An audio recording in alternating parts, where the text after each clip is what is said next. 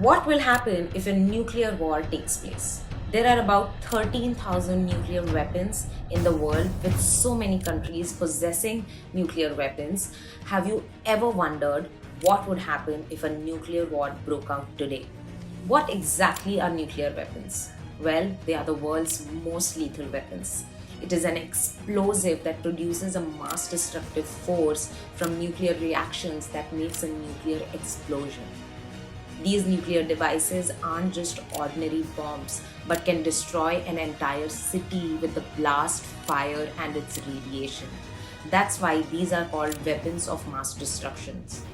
Till date, these weapons have been used twice during World War II when the United States bombed the Japanese cities of Hiroshima and Nagasaki in 1945. Let me tell you what would happen if a nuclear war were to take place today. First and foremost, it can single handedly wipe out an entire city with a rapid death rate of over 90%. And if this war went on for a week, it could directly kill more than 36 crore people. This doesn't just affect people but all living things. If the US and Russia ever land in nuclear conflict, the global food production would decline by 90% within 3 to 4 years.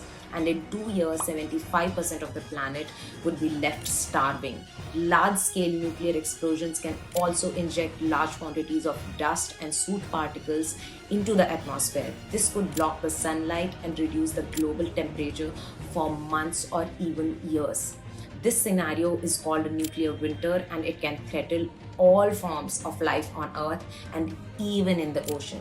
Reduced sunlight would also contribute to a sharp fall in the food production and would result in a nuclear famine.